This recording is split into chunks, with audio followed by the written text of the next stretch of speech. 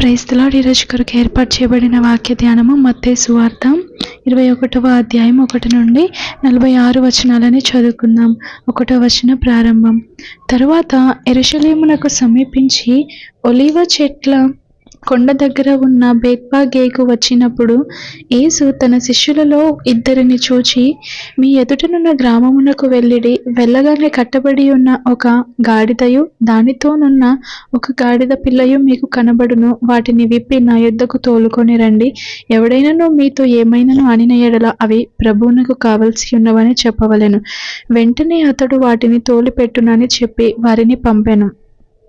ప్రవక్తల వలన చెప్పబడినది నెరవేరునట్లు ఇది జరిగెను. అదేమనగా, ఇదిగో నీ రాజు సాత్వికుడై గాడిదను భారవాహక పశు పిల్లయైన చిన్న గాడిదను ఎక్కి నీ యొద్దకు వచ్చుచున్నాడని సీయోను కుమారితో చెప్పుడి అనున్నది.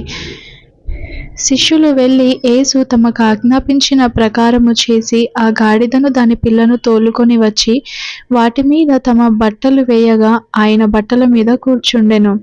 జనసమూహములోను అనేకులు తమ బట్టలు దారి పొడుగున పరిచిరి. కొందరు చెట్ల కొమ్మలు నరికి దారి పొడుగున పరిచిరి. జనసమూహములలో ఆయనకు ముందు వెళ్ళుచుండిన వారును వెనుక వచ్చుచుండిన వారును, దావీదు కుమారునికి జయము, ప్రభు పేరిట వచ్చువాడు స్తుతింపబడును కాక, సర్వోన్నతమైన స్థలములలో జయము అని కేకలు వేయుచుండిరి. ఆయన యెరూషలేములోనికి వచ్చినప్పుడు పట్టణమంతయు ఈయన ఎవరో అని కలవరపడెను. జనసమూహము ఈయన గలిలయలోని నజరేతు వాడగు ప్రవక్త అయిన యేసు అని చెప్పిరి. యేసు దేవాలయంలో ప్రవేశించి క్రయ విక్రయములు చేయు వారినందరినీ వెళ్ళగొట్టి రూకలు మార్చువారి బల్లలను గువ్వలమ్ము వారి పీఠములను పడద్రోసి, నా మందిరము ప్రార్థన మందిరం అనబడును అని వ్రాయబడి ఉన్నది. అయితే మీరు దానిని దొంగల గుహగా చేసేడి వారనెను. గ్రుడ్డివారును కుంటివారును దేవాలయంలో ఆయన యొద్దకు రాగా ఆయన వారిని స్వస్థపరిచెను. కాగా ప్రధాన యాజకులను శాస్త్రులను ఆయన చేసిన వింతలను, దావీదు కుమారునికి జయము అని దేవాలయంలో కేకలు వేయుచున్న చిన్న పిల్లలను చూచి కోపముతో మండిపడి, వీరు చెప్పుచున్నది వినుచున్నావా అని ఆయనను అడిగిరి. అందుకు యేసు, వినుచున్నాను.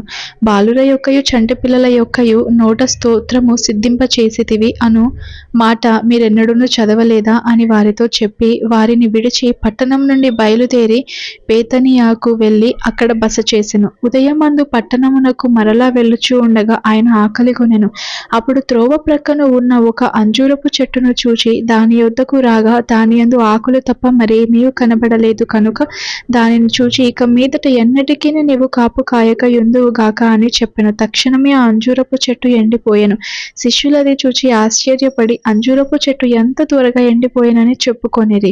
అందుకు యేసు, మీరు విశ్వాసము కలిగి సందేహపడకుండిన ఎడల ఈ అంజూరపు చెట్టునకు జరిగిన దానిని చేయుట మాత్రమే కాదు, ఈ కొండను చూచి నీవు ఎత్తబడి సముద్రంలో పడవేయబడుదువు గాకని చెప్పిన ఎడల అలాగూ జరుగునని మీతో నిశ్చయముగా చెప్పుచున్నాను. మరియు మీరు ప్రార్థన చేయనప్పుడు వేటిని అడుగుదురో అవి దొరికినవని నమ్మిన ఎడల మీరు వాటన్నింటిని పొందుదురని వారితో చెప్పెను.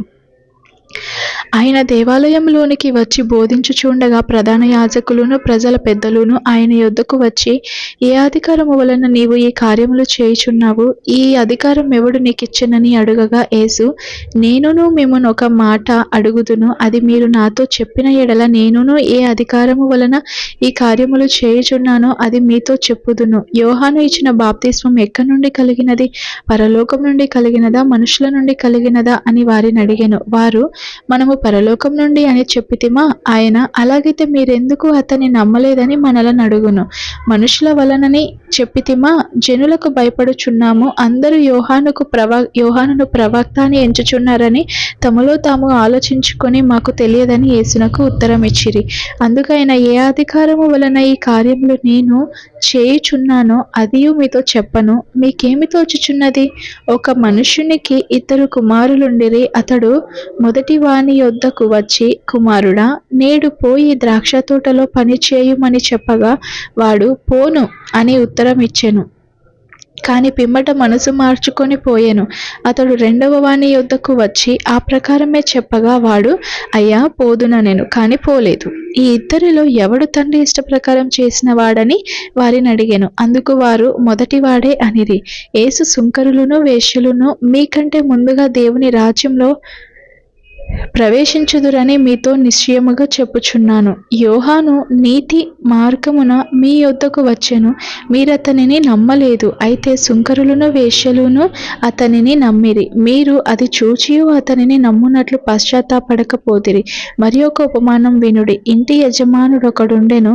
అతడు ద్రాక్షతోట నాటించి దాని చుట్టూ కంచె వేయించి అందులో ద్రాక్షల తొట్టి తొలిపించి గోపురము కట్టించి కాపులకు దాన్ని గుత్తకిచ్చి దేశాంతరం పోయెను. పండ్ల కాలము సమీపించినప్పుడు పండ్లలో తన భాగము తీసుకొని వచ్చుటకు ఆ కాపుల యొద్దకు తన దాసులనంపగా ఆ కాపులు అతని దాసులను పట్టుకొని ఒకణ్ణి కొట్టిరి, ఒకని చంపిరి, మరి ఒకని మీద రాళ్ళు రువ్విరి.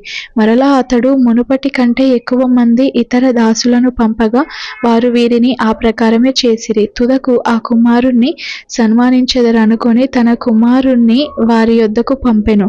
అయినను ఆ కాపులు కుమారుణ్ణి చూచి, ఇతడు వారసుడు, ఇతనిని చంపి ఇతని స్వాస్థ్యము తీసుకొందుము రండని తమలో తాము చెప్పుకొని అతన్ని పట్టుకొని ద్రాక్షతోట వెలుపట పడవేసి చంపిరి.